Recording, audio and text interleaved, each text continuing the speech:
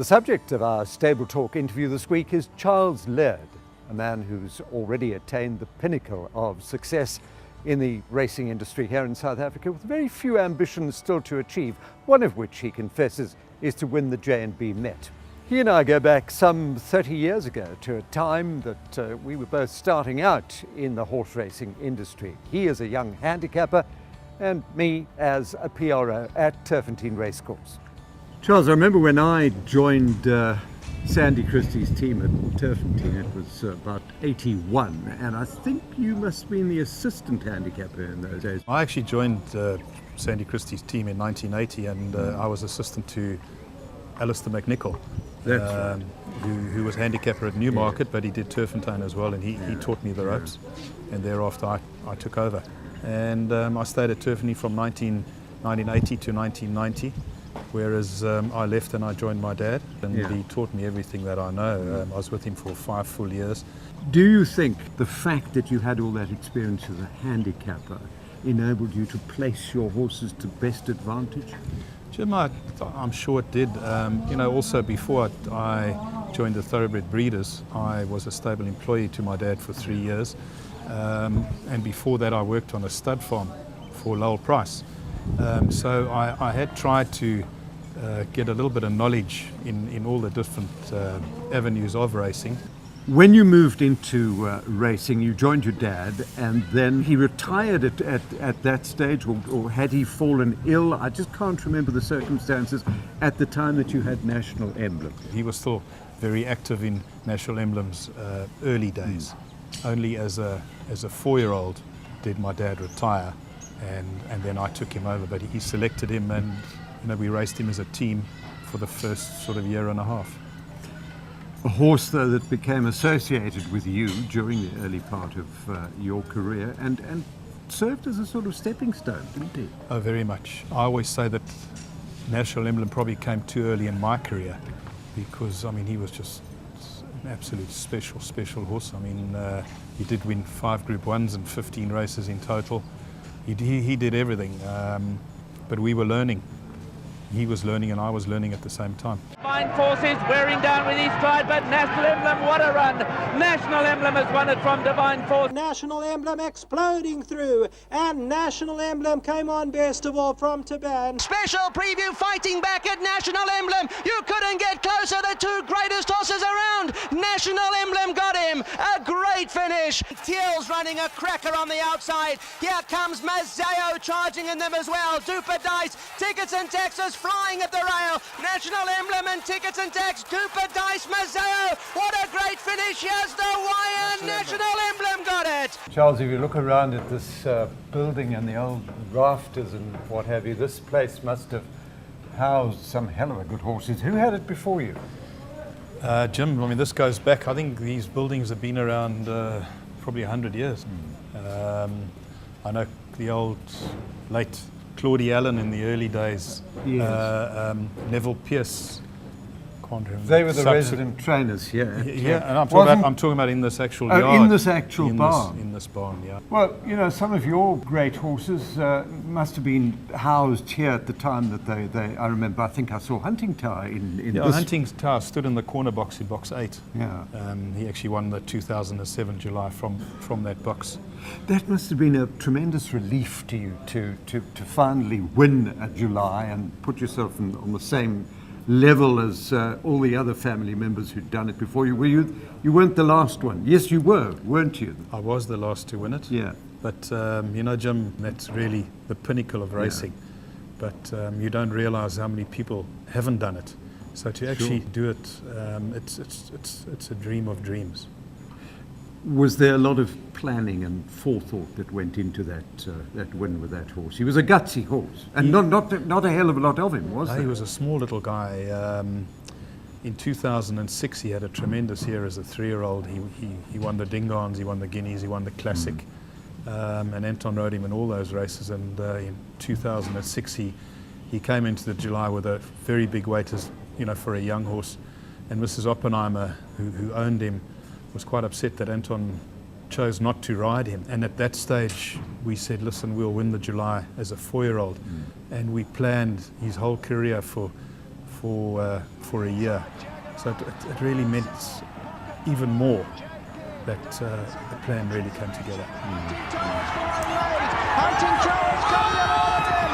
Hunting Tower Jagged and Hunting Tower got up. Hunting Tower won it from Jagged. Anyway, who's this fellow that we're going to have a look at here? This is Umbrella Thorn. He's a 4-year-old, a Jetmaster. He's a horse that I really thought would have been our 2013 July runner. He's had 6 starts. He's won 3 and 2 seconds and a third in his other. But in preparation for the Cape Derby, he hurt himself in December last year. We needed to operate through Dr. John McVeigh and his team. He's come good.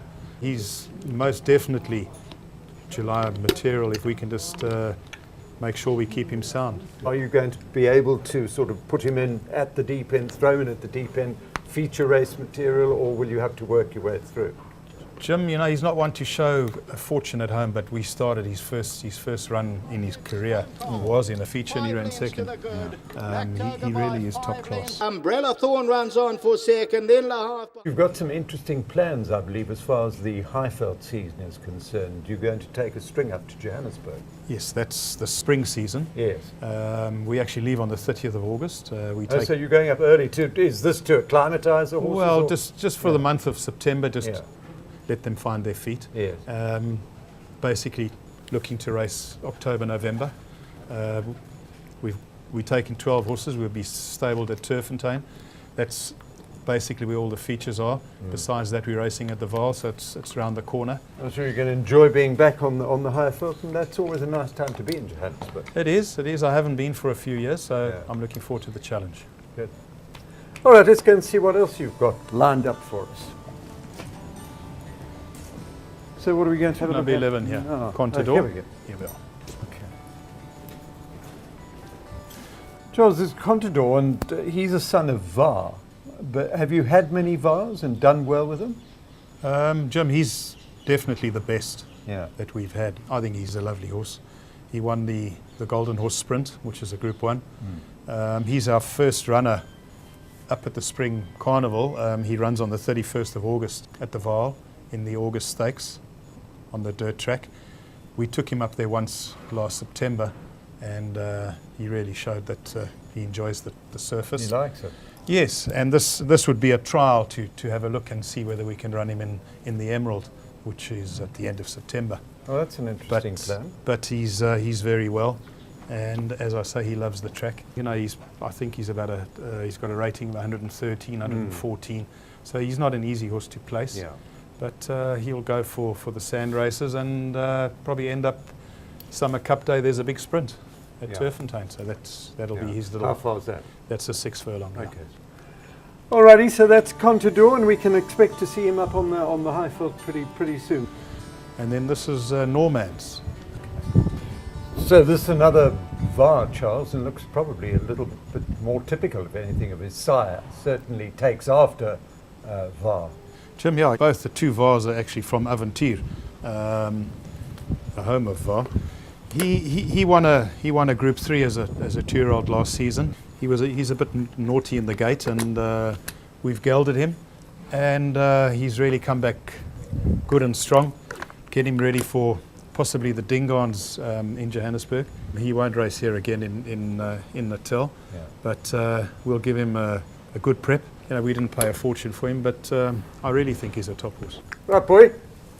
Charles, when you first started training, were you feeding a mix that you mixed yourself, or had cubes or pellets or whatever you'd like to call them already come on the market? Jim, yeah, we were using the Vuma feed from Summerhill, but that really stemmed from our association with Summerhill.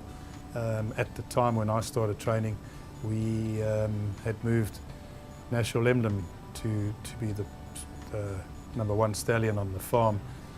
Unfortunately, Mickey decided to hand that over to Equifeed, and it was at that time that I felt we needed a change, and I investigated the EPOL cubes once again, and during this time that we were looking, Mike de Kock was developing his brand of feed, and I was very, very keen.